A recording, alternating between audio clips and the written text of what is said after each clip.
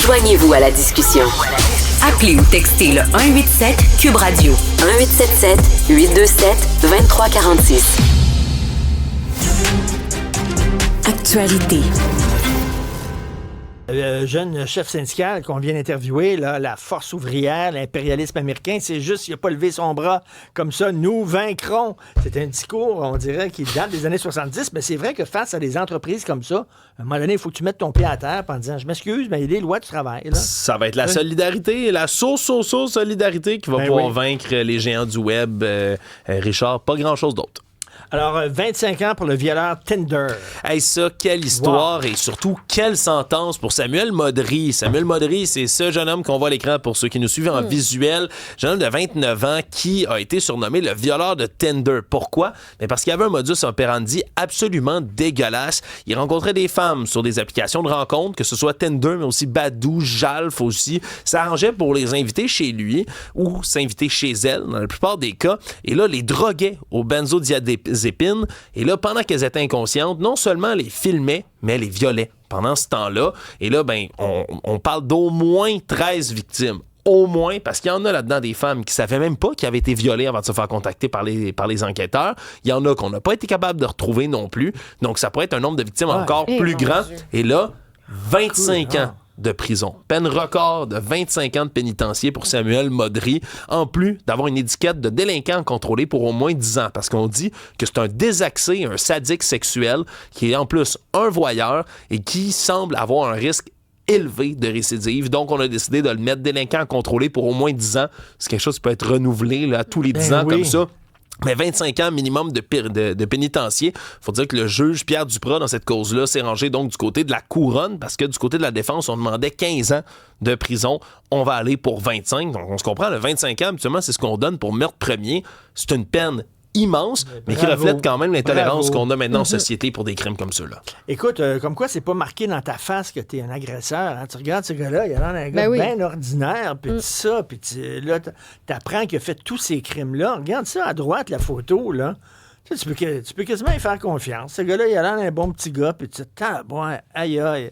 Dernière heure, l'administration Trump suspend toute entrée des demandeurs d'asile au pays. Écoute, il perd pas de temps. Hein? Non, on peut. S'il y a bien une chose qu'on peut pas reprocher à Donald Trump, c'est d'être lent sur les mesures et les promesses qu'il a faites. Et oui, c'était dans les décisions draconiennes puis les décrets qu'il a signés dès lundi. Et là, on ordonne de suspendre l'entrée de tous les réfugiés à compter du 27 janvier prochain qui veulent entrer au pays. Donc, tous les réfugiés, là, ceux qui ont une demande d'asile de fait, qui veulent se rendre jusqu'aux États-Unis, c'est annulé. Il faut comprendre, ça concerne, selon les documents qui ont été consultés par divers services de presse, des milliers et des milliers de personnes de partout à travers le monde qui ne sont pas encore rendues aux États-Unis. Là. Des gens qui ont passé les dernières semaines, les derniers mois, voire même peut-être les dernières années, à travailler là, dans le long processus d'admission pour être enfin acceptés comme réfugiés aux États-Unis, qui ont peut-être, dans certains cas, là, des billets déjà dans leur poche d'avion pour se rendre jusqu'aux États-Unis, et c'est terminé. Là. On le dit dans le décret, si vous aviez des billets pour venir, ne prenez pas l'avion, vous allez être envoyé chez vous.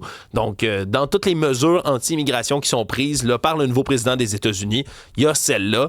Donc, ça va être un dossier à suivre. On dit que c'est jusqu'à nouvel ordre. Là. Tous les réfugiés qui ont demandé l'asile ou pas, vous rentrez plus aux États-Unis, c'est draconien. Et écoute, en terminant pour les nouvelles d'actualité, Stéphanie, tu te souviens, lorsque Justin Trudeau a dit on va légaliser le pot, l'idée derrière ça, c'est qu'on va tirer le tapis sous le pied du crime organisé. Oui. On va leur enlever des revenus.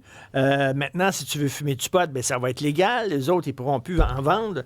Dans de belles succursales aussi. Oui, 1 tonne de cannabis qui a été saisie dans le port de Montréal. J'imagine que c'est pas du pot qui allait pour la SQDC, ça? Non, c'est pas du pot qui allait pour la SQDC, mais là, par exemple, Richard, où il y a un bémol, c'est que ça s'en allait pas non plus pour les Canadiens ni pour les Québécois, ce pot-là qui allait fumer.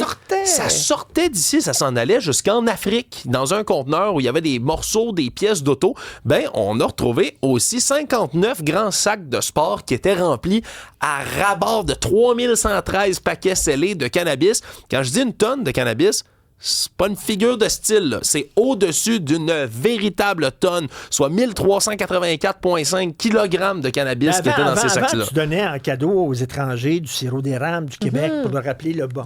Les bons produits québécois. À ce temps, c'est du pot qu'on en renvoie. Ouais, je suis pas sûr qu'ils le donnaient en cadeau de ce côté-là. Richard, ça avait une valeur de revente d'à peu près 13 millions de dollars, tout ce pot-là. Aïe, 13 millions ouais, à peu près. Pour une tonne de pot. C'est quelque chose. Alors, une nouvelle application Cube. Oui, effectivement, une nouvelle application Cube, parce que, bon, c'est sûr qu'on a beaucoup d'auditeurs, d'auditrices qui nous écoutent via le 99.5, mais Cube, à la base, c'était une radio numérique et on a beaucoup d'auditeurs qui nous écoutent en direct via l'application. D'ailleurs, on a tellement d'auditeurs dans le coin de la Gaspésie, Saguenay-Lac-Saint-Jean aussi. Je reçois tout le temps plein de textos de votre part, donc c'est le fun de savoir qu'on nous écoute à travers la province. Mais oui, on a modernisé, en fait, notre application pour que ce soit plus facile de retrouver les contenus, parce que vous le savez, toutes les entrevues qu'on fait sont ensuite disponibles sur l'application. Donc, si vous manquez des segments, tout ça, c'est vraiment facile de rattraper le tout. Donc, si jamais, au cours des prochains jours, vous avez des petits bugs ou des affaires comme ça, c'est parce qu'il y a une mise à jour qu'il faut faire. Donc, retéléchargez l'application à nouveau. Et là, ben, la plupart de vos problèmes seront résolus, là, je crois bien. Là. Donc, sachez-le. Oui, à partir d'aujourd'hui. Et on a même une nouveauté. Il y a une section concours. Oh! Oui, vous pourrez assister aux variétés de Star Academy ce dimanche. Et je ne sais pas si vous l'avez regardé dimanche dernier. Show, gros show. On a mis la gomme. La scène au 45, les gros écrans, les tubes lumineux aussi. Là, c'est vraiment spectaculaire, la scène cette année. Le public aussi qui est vraiment à 180 degrés. Là. On entoure carrément les académiciens, académiciennes du public. Donc, ça doit être magique à être dans la salle ce soir-là. Et on ajoute à ça, évidemment, la musique. C'est ce qui vient teinter chaque spectacle. Et ce dimanche, Marc Dupré sera là, Claude Dubois, et on va revisiter le catalogue des Rolling Stones. Donc, ça va rocker. Vous comprenez que ça va rocker. Mais là, comment ils vont faire pour gagner? Comment on va les piger, ces gagnants-là? Bon, c'est ça. À chaque jour, d'ici vendredi, je vais vous donner un indice. Et ma collègue Isabelle Perron, aussi dans l'émission du matin avec Mario Dumont, va vous donner un autre indice. Donc, ça va vous permettre de participer comme genre à plusieurs qui dit reprises. Sacramouille? C'est plus teinté à Star Academy. En fait, on a un petit lexique. Quel animateur dit Saint-Cyboire? C'est Richard Martineau. Donc, je vous donne l'indice du jour. C'est Marc Dupré.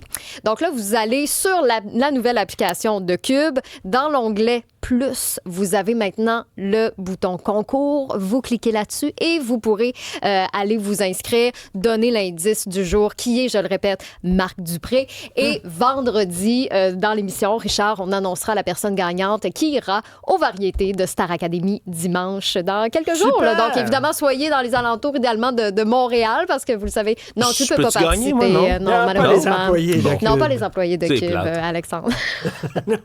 Merci, on se reparle plus tard.